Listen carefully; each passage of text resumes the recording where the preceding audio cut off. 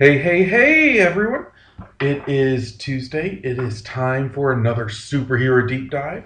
I am your host, Jason, and I want to welcome you to this week's episode. As always, I have to give my normal disclaimer, so let me get those out of the way and we can jump right into this mamma jamma. So, the information pulled for this week's superhero deep dive is pulled from different sources across the internet and may or may not be completely complete, but they do give a really good insight on the current superhero.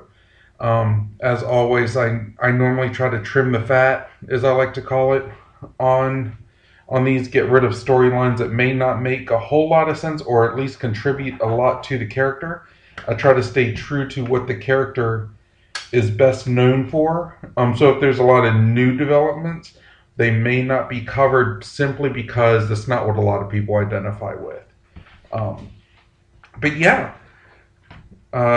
as always, you can catch me wherever you listen to your favorite podcasts. You can catch me on YouTube under Super Deep Dive or Superhero Deep Dive. You can always reach out to me with any critiques, comments, questions, requests, other tidbits of information. You can reach out to me on Twitter at Super Deep Dive and use the hashtag Superhero Deep Dive. And you can catch me every Tuesday and Thursday on Outworld Fleet Radio. So if you are listening to me on Outworld Fleet Radio, hello! If you want to, it is www.un-con-ventional.com/radio. Whew, I think that covers that. So yeah, this week I am covering everyone's favorite superhero. I've never met anyone that had a bad thing to say about the Tick. That's right, the Tick. He is the hero that started out in a comic, but no one knows about the comic. Like, everyone knows him from the cartoon, 2 live action series. Like, everyone knows him from that more so than the comic. And I thought that was awesome. That was a lot of fun to find out. And I actually have a cousin that collects the comics, or he collected as many as he could. And I don't know if he's got the complete collection or not, but if he does, it's awesome. If not, keep looking out because they're out there somewhere. So I'm going to be covering all the iterations that I can with it because there's not a lot to the character. It's just fun with everything. So in the comics, his real name was Nick. We don't know Nick, what the last name was. It's just Nick.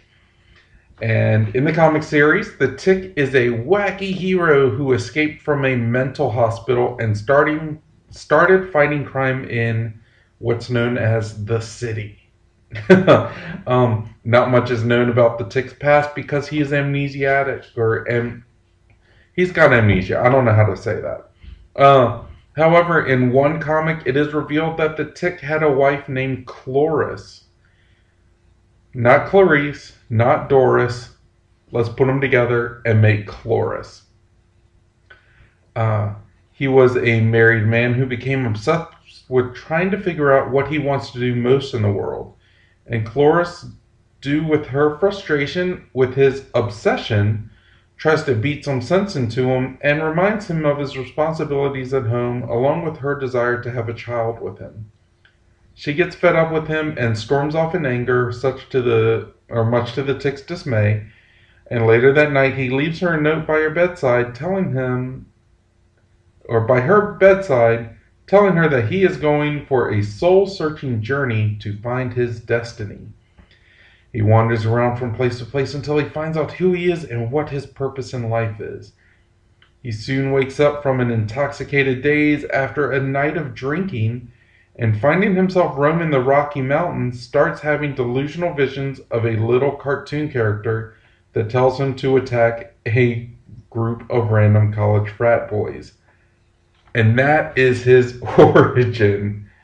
That is how the comic Tick came to be.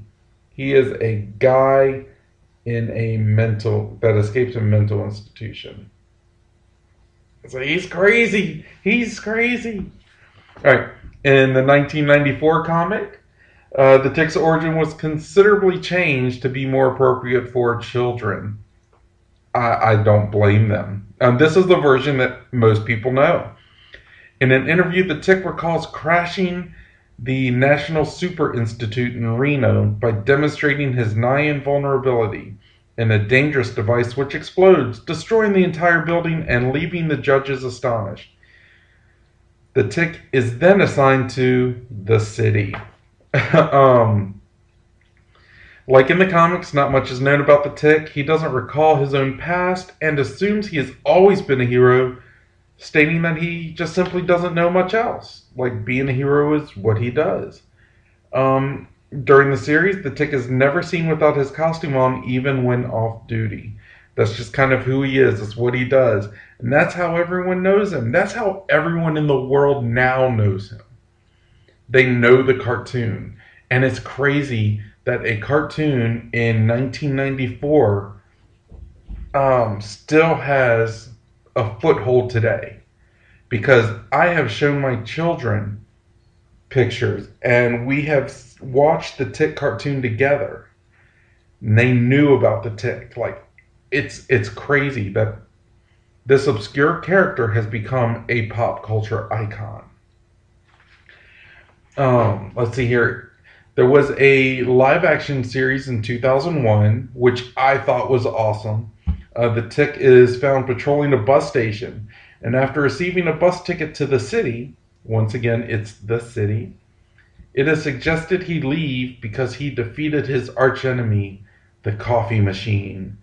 Doing so, he meets Arthur and inadvertently causes the activation of a killer robot, and things just kind of unfold from there. There's no real logic behind it. It's just it's awesome though. And in 2016, there was a live action series on Amazon where the Tick has no memory of where he comes from, and his past has not yet been fully explained or uncovered. I wasn't able to get a whole lot of information from the 2016 series. I did actually watch it, but unfortunately, it just wasn't that memorable. I couldn't tell you what happened. I'm sorry. I just can't tell you what happened with it. I can't find a whole lot of information. But that's okay. It is what it is. Everyone knows the cartoon.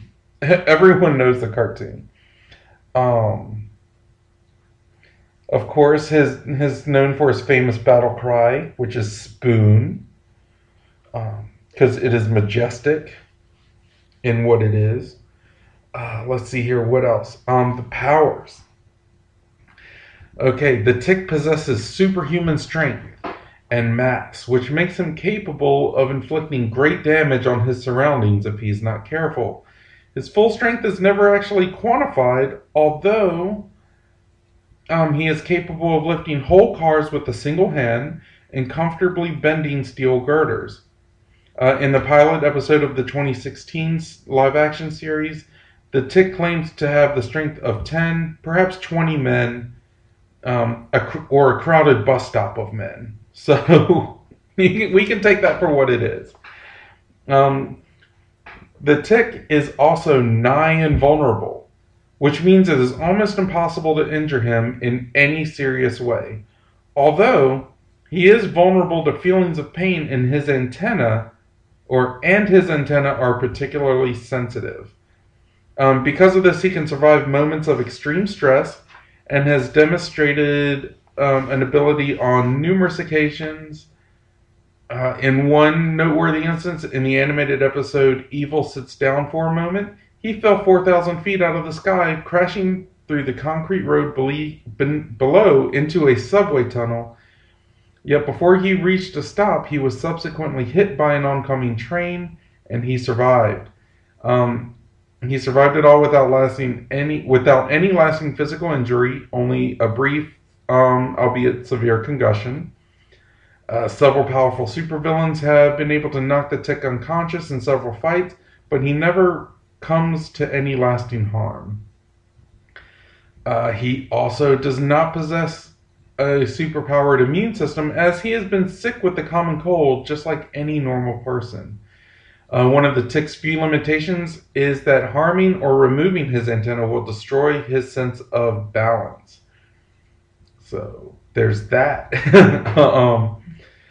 He's also been known to choke before. So, like, he's outside invulnerable, I guess, but not inside. Finally, the tick possesses something referred to as drama power, or basically a tendency for the tick's powers to increase as the situation becomes more dramatic. He can also survive in space without a suit and underwater without oxygen for at least a long time. So, yeah. His power kind of just suited what he was needed for. If we boil it down, he is a fun character. He's naive to the world, and I think he's naive to the world willingly. He doesn't want to know. Excuse me, I had a yawn there. He doesn't want to know about the evils of the world or corruption. He doesn't want to be corrupted. He doesn't want any of that stuff. He just wants to be the best good guy he can be, and he can only be the good guy that he knows, like the all-American Boy Scout, I'm in bed every night by 8:30 kind of thing. That everyone can be redeemed and evil must be vanquished. There's no gray matter. It's either black or white. Stuff like that. That's just how he is, and I think that's what makes the character so lovable and endearing to people. That's just, it's just that kind of childlike naivety that people latch onto. And I think that's one of the reasons I always found him so fun. That's definitely one of the reasons why Shazam has been my all-time favorite superhero, is because it's the best thing you can do. There's right and there's wrong. There's good, there's bad. And we just have to deal with it accordingly. So fun facts about the Tick. Aside from the animated series, comic series, and 2 live-action series, he's also got a video game that came out in 1994 but was not well received. It was like a side-scroller beat-em-up game, which are actually some of my favorite kind of games. But this was not well received. I guess, I don't know if the controls were just bad, but it is what it is on that. You can't fight it, can't argue it. It is what it is. Just wasn't a good time. So, yeah, what do you guys think? There's not a lot to the character.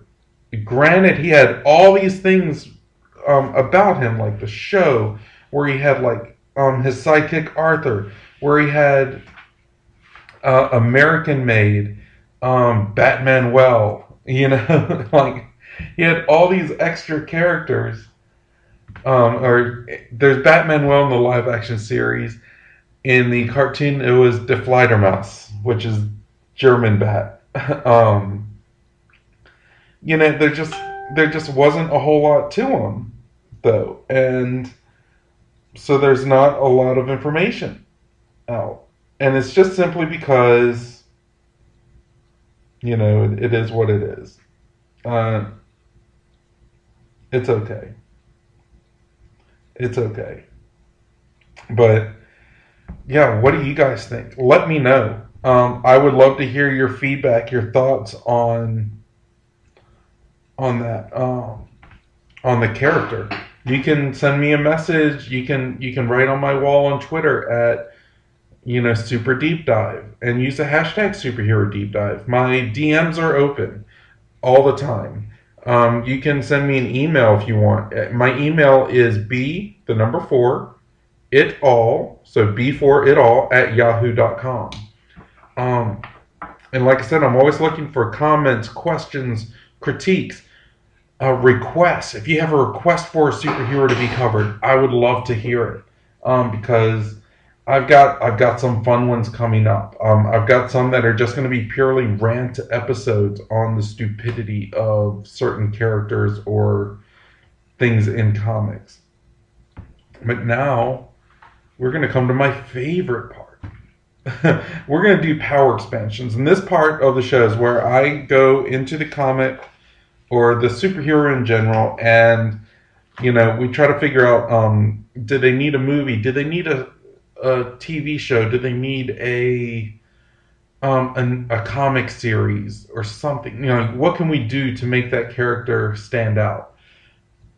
This one has been covered so many times. It's got a comic. It's got a cartoon. It's got an awesome cartoon. It's got two separate live action shows, which I believe that the 2001 version was amazing. And if you ever get a chance to watch it, I suggest you watch it.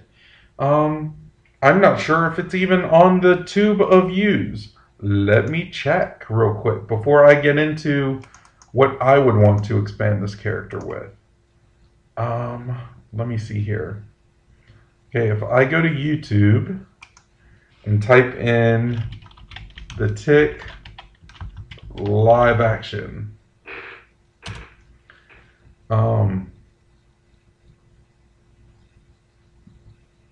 there are some of the episodes. There are some of the episodes there.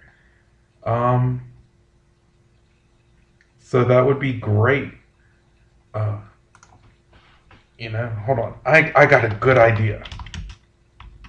The Tick quotes. This'll be great. All right. We're gonna go over some of the quotes before I get into my idea for expanding on a character, because this character is just so much fun. Let's see here. This is the Tick going, "I am the wild blue yonder. The front line in a trying, never-ending battle between good and not so good." So that is great. Let's see here. "The human mind is a dangerous plaything, boys. When it's used for evil, watch out. But when it's used for good, then things are much nicer." So let's see here. I'll do a couple more. "You're pretty uppity for a sidekick." You're pretty uppity for a sidekick, pal. Watch it, or I'll start calling you Artie or something, lad. And you just got to think of his majestic presence, his authority.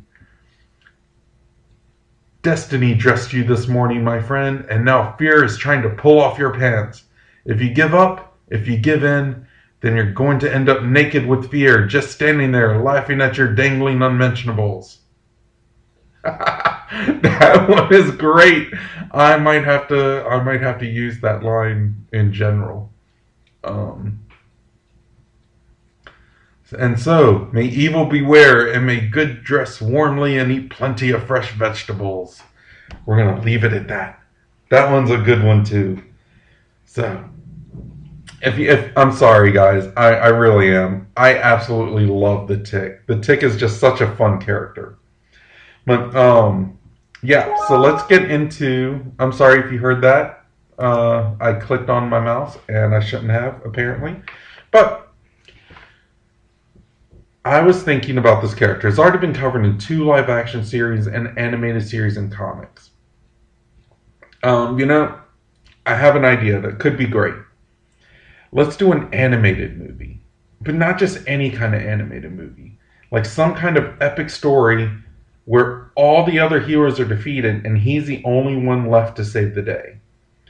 And when I was thinking about this, it made me laugh because I was thinking of I think it was a Savage Dragon comic back in the 90s that caused a lot of controversy because it had a wedding in it, which isn't that big of a deal. But the guest stars in the wedding were what caused the controversy. Because there were guest stars from other comic properties like Marvel and DC. But the thing that they did was they showed the hero, but they didn't show the whole costume. Like you could tell Batman and Robin were there. But Batman was shown like with only like part of his mask there. So you couldn't see like the pointy ears on the cowl. Or you could see Superman, but you can only see him from like the shoulders and the lower half of his face. So you didn't see the full face, but you could tell that it was Superman, you know. And there were things like that. You could see, I believe they had one where you could tell it was Wolverine, but it wasn't his full costume, or it wasn't showing the full hero. And it caused a lot of controversy because the way they did it, it got around copyrights and trademarks, because they could argue that the hero that you thought was Batman actually had hair coming out the top of his mask instead of the pointy ears. Or the Superman character, because you couldn't see anything above the nose, he actually had a mask from the nose up. You just didn't see it.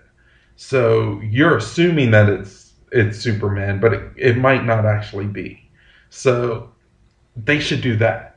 They should have some big hero, like maybe a Thanos or Darkseid type character that just barely gets out of copyright to where you can tell it's them, but it's not really.